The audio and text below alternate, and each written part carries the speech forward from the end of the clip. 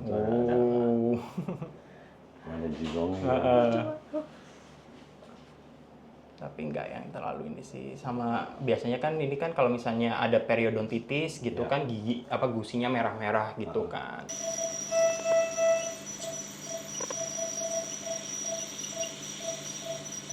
Oh ini juga kan. Tadi ini juga udah lumayan tebel. Bersih ya sekarang. Gitu. Di depan juga udah bersih. Oh, udah bersih sekarang. Cium-cium bau mulutnya. Coba cium mulutnya, bau gak? Bau. Buka sel dia punya gigi. Tapi mau lihat giginya. Ini Molly udah 8 tahun ya. Jadi mestinya Molly itu mesti bersihin karang gigi. Oh, karang gigi udah mulai ada. Ya. Lihat. Oh, ini juga taringnya udah mulai karang gigi. Yuk kita bawa ke dokter yuk. Ya. Oke, jadi kita kalau mau bersihin karang gigi, ada yang cara nggak bius. Cuman karena Molly ini galak, lalu juga susah diem, kita mesti pakai yang bius. Nah, bius itu ada yang biusnya inhalasi, jadi jauh lebih aman. Kita cari klinik yang bisa biusnya inhalasi ya. Nah, kebetulan aku punya teman, Fioni, itu ada buka klinik hewan di Kelapa Gading. Jadi kita akan ke sana.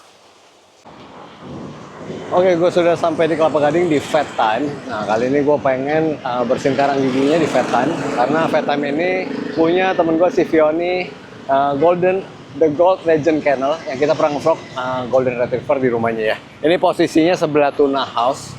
Nah, di ujung sana itu ada warung Wiro Sableng yang rame banget. Jadi kalian tinggal lurus ke arah Mall Kelapa Gading. Ini Vet Time namanya, klinik hewan, ada grooming, ada store juga, ada pet shop juga ada pet hotel. Oke, kita nanti bersama Dr. Ronald Toga Sibarani. Ini jam prakteknya Rabu Kamis 9 sampai jam 9 malam, Jumat Minggu 1 siang sampai jam 9 malam.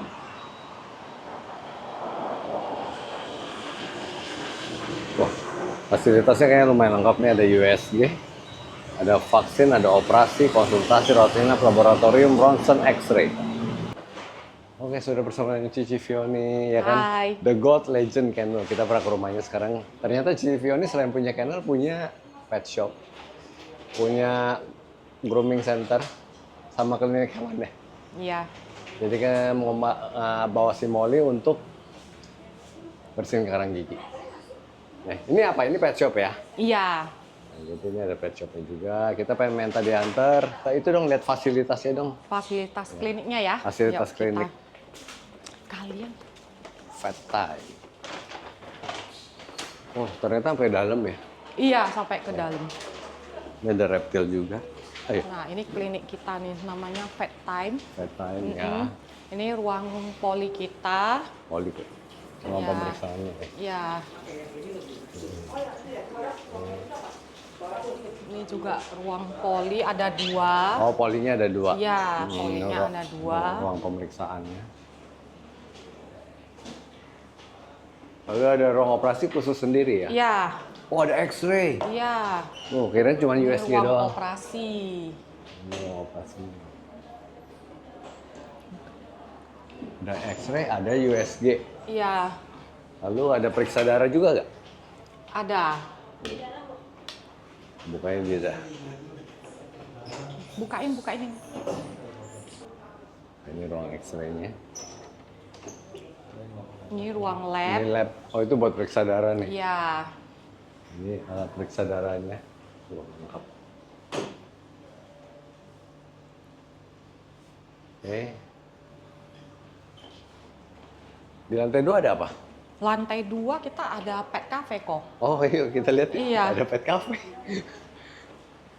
Kirain cuman itu doang. Cuman apa namanya? Jadi kita di sini klinik. tuh satu tempat itu ada tiga fasilitas. Ada klinik, ada grooming, ada pet cafe. Namanya Boogie Doggy. Boogie Doggy yang dari Mall Kelapa Gading, Kelapa sekarang Gading. kita pindah ke sini. Jadi Tempat dulu di sendiri. Mall Kelapa Gading, karena Iya. pindah ke sini. Wah, siapa yang mau nostalgia Boogie Doggy di Mall Kelapa Gading? Oh. Ini. Ada Shiba Inu, ada miniatur pincer, ada Samoyed. Golden, Beauty. ada pom, ada pak loh. Iya, banyak. Jadi kita tempat sendiri udah Bugedoge Cafe. Ya. Dogi kafe. Shiba Inu. Oh, ini poodle. Mm-mm. Ini kesini ada biaya minimal? Ada nih. Jadi kita minimum spendingnya 40 Oh, 40.000 aja ya. Itu per orang spending per 2 buat jam. pesanan ya? Iya. Ini sambil nunggu salon Iya, atau bisa nunggu ke grup, klinik, klinik, bisa nunggu main di sini. Iya. Oke. Oke. Sudah bersama dengan Dr. Ronald. Halo. Molly bersama Dr. Ronald. Yuk, Iya. ya. Dia agak galak ya, Dok ya. Oke, nggak apa-apa. Yuk kita ke Hai. dalam ke ruang. Iya. Ya, kan? Yuk masuk yuk. Harimau udah keluar nih. Namanya siapa ini? Molly. Wally. Oke. Sel, bantuin Sel. Molly ajar ya. Bantu pengen. Hai. Dia agak menggigit kadang. Oh gitu. Ya udah yuk kita cek dulu. Jadi prosedur sebelum scaling ada pengecekan dulu. Ya. Benar. Yuk. Mau dikeluarin? Ya, orang ya. Iya. Kalau udah di luar dia udah bukan teritorial dia Oke. mestinya. Oke ya. Hai. Nah, apa-apa pegang aja langsung. Apa? Dah. Yuk. Ini belum pipis ya. Berapa kilo? 2,9 kilo. Oh, berat juga ya. Oke. Waktu itu 4. Oh, sekarang Oh, udah turun dong. Udah turun ya. Kondisinya gimana nih? So far oke ya? Oh gitu. Udah. So far sih oke, kotoran bagus, makan bagus, semalam masih makan. Oke. Terakhir makan Tadi pagi jam 6 kurang. jam 6 Sedikit kurang doang ya, Ya snack udah. doang. Oke. Tapi dia pernah kayak sakit parah gitu sampai diopnam gitu? Enggak pernah Nggak diopnam. ya? Oke. Ada riwayat alergi? Enggak. Enggak ya? Oke, yuk. Anjing kampung enggak ada. Nggak apa-apa, pegang aja ya. Kita cek dulu ya. Jadi timbangannya tadi 2,9. Sekarang mesti cek. Kita prosedur dental scaling tuh memang kalau di klinik gigi kita harus di klinik hewan kita harus lakukannya dengan anestesi atau pembiusan. Nah, untuk bisa dibius itu nggak bisa sembarangan. Jadi kita harus cek semuanya, mulai dari general appearance-nya dia harus oke, suhu nggak boleh tinggi, terus dan lain sebagainya. Sama nanti kita coba untuk cari ambil darah, kita cek profil darahnya oke nggak, ginjalnya oke nggak. Mengingat juga udah usia 8 tahun kan ya? 8 tahun, Nah, 8 tahun. Udah pernah cek darah belum? Belum. Belum. Nah, ini moment of truth-nya nih, gitu. Jadi sekaligus kita tahu ginjalnya masih oke nggak sih, livernya masih oke nggak sih, gitu. Nah, kalau misalnya everything is okay, kita bisa lakukan anestesi dan lakukan dental scaling, gitu. Oke. Yuk, misi ya. Ujuk. Jadi ambil suhunya dari anus. Tapi rutin dental scaling? Enggak pernah. ya? Oke. Dia sih cukup oke ya, mulutnya itu Nggak terlalu- giginya nggak terlalu kotor oke. ya tuh. Benar. Tapi mungkin yang bagian dalam ya. Benar. Nggak tebel kan biasanya anjing Ya. kecil tuh ada yang sampai kayak batu gitu Ya, kan, sampai nggak ini bisa sih nggak. nutup mulutnya. Oke sih. Berapa? Suhunya sih normal ya. Normal ya, 38,6 karena range dogi itu 38 sampai 39 derajat 38 gitu. ya. Kalau orang udah Udah demam. demam. Anjing memang lebih panas ya. Oke. Oke, cek.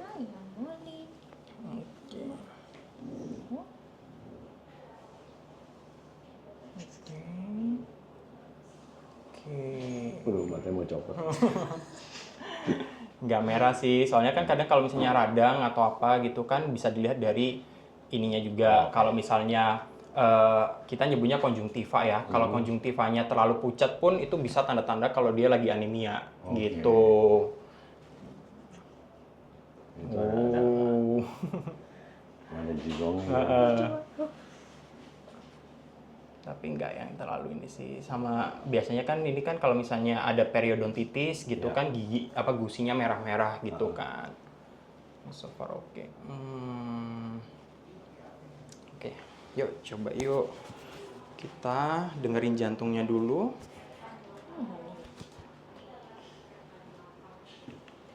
Iya, gini. Tuh. Oke, jantungnya oke sih. Dia kan pertama kita lihat dari heart rate ya. Biasanya heart rate normal di doggy itu 120 beat per menit.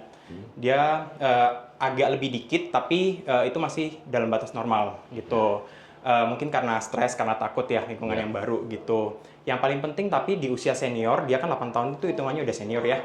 Yang senior itu biasanya kita dapetin murmur jantung. Jadi kayak klepnya itu nggak nutup dengan sempurna. Jadi suara jantung kan lep-dep gitu kan. Nah, biasanya kalau misalnya anjing-anjing tua tuh kadang ada yang suka lepser, dep. Jadi ada darah yang dia nggak balik dengan sempurna gitu. Nah, ini nggak ada. Terus kadang ada juga namanya aritmia. Jadi kita, mengapa dokter kalau misalnya dengerin itu agak lama kan? Soalnya kita mesti lihat nih, dia reguler nggak sih ritmenya?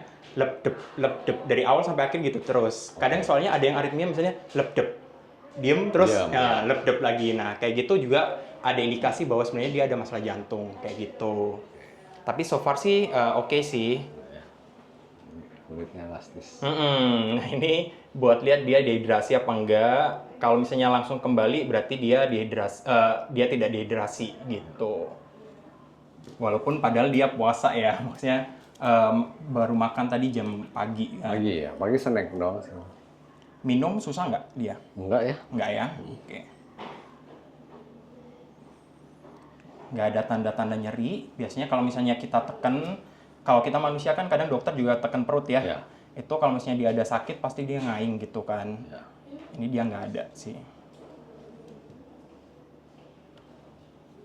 Yang pincang kaki belakang. Yang kanan Jadi ya. kanan ya. Ya.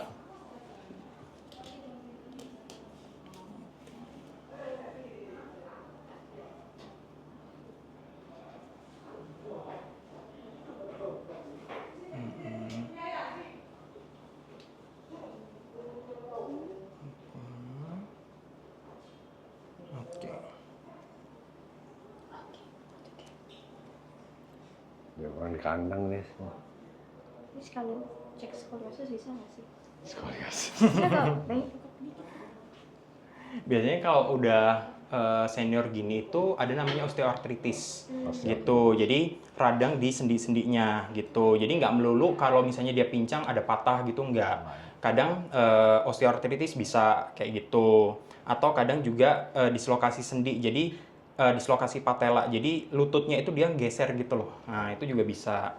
Tapi biasanya kalau yang kayak gitu sih juga gara-gara dia kayak suka loncat, terus turun dari tempat tinggi gitu kan.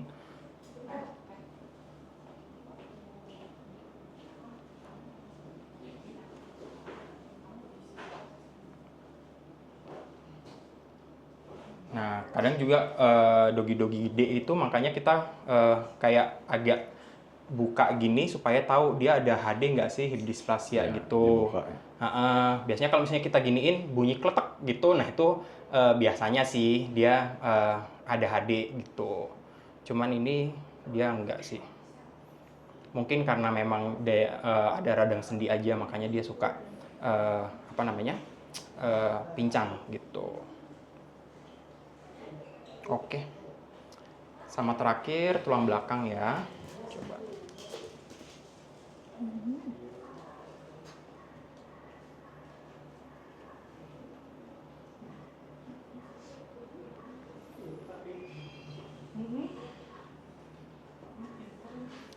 Tapi cuma salah satu kanan doang ya, nggak pernah kayak kedua kaki gitu ya. Enggak.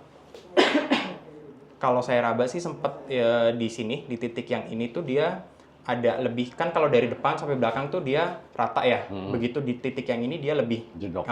gitu. Nah, takutnya memang ada kayak penyempitan bantalan sendi atau gimana gitu. Nah, tapi memang itu perlu tes yang lebih lanjut, misalnya di X-ray atau apa untuk benar-benar. Dan kalaupun memang ditemukan seperti itu, ya mungkin suggest-nya karena udah senior juga lebih sering mungkin akupuntur rutin berapa bulan sekali gitu.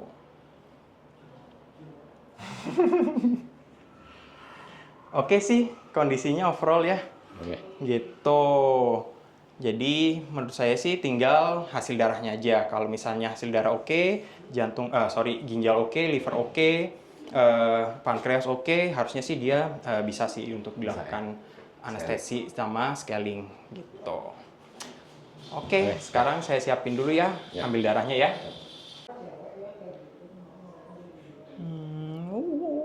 Kecil cuy ininya. Kecil ya. Sabar ya.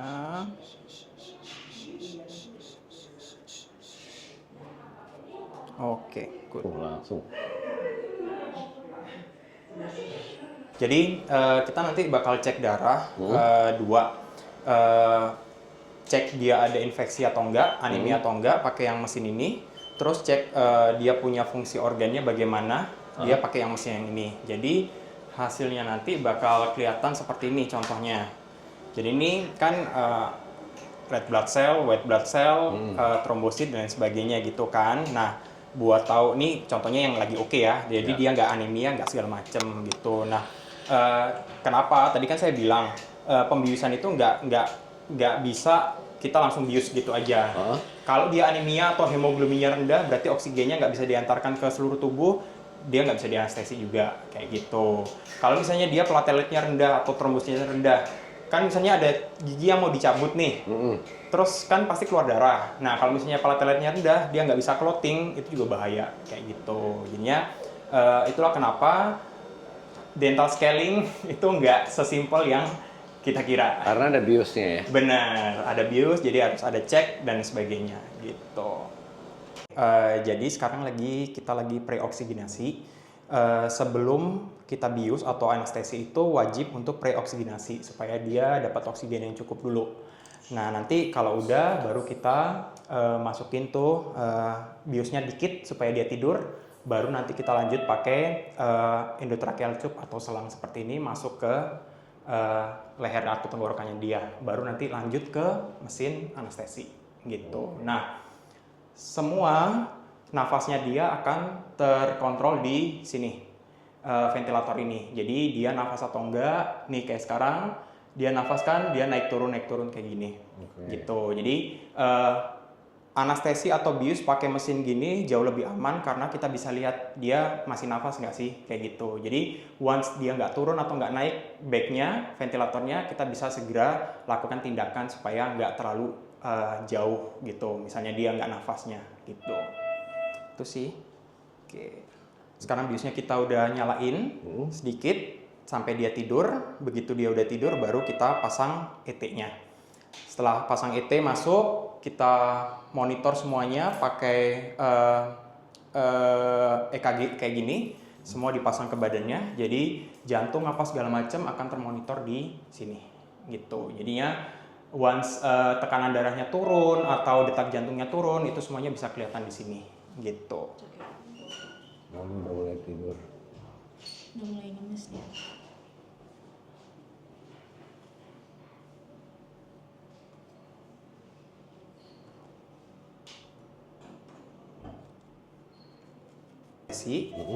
Semuanya termonitor di sini, detak jantung sama tekanan darahnya di sini, sama dia nafas apa enggak nih kelihatan nih. Gitu ya. Nah, dia akan nafas nih. Nah, oke, seperti itu. Jadi lebih safe harusnya. Nah, ini kondisi gigi sebelum terscaling. Oh, lumayan ya. Ya, yang molarnya atau yang belakangnya ini lumayan nih. Tapi kalau yang kaninusnya sama ininya sih nggak terlalu sih, gitu. Terus kalau yang dalam juga nggak terlalu sih sebenarnya. Ini pengerjaan berapa lama dong? Kalau kayak gini kayaknya sih 30-45 menit lah. Itu. Nah, yang bawah juga nggak terlalu kan, gitu. Paling cuman ininya doang. Nah makanya kalau nggak di anestesi kan dia untuk dibuka di sini rada susah ya. Bener, dan itu kan apalagi paling kalau nggak di anestesi cuma sampai sini ya. Sedangkan kita nanti itu harus sampai kayak agak di dalam gusi dikit. Dan itu agak sakit sih, ya. gitu. Kayak gitu. Oke, kita tunggu. Oke.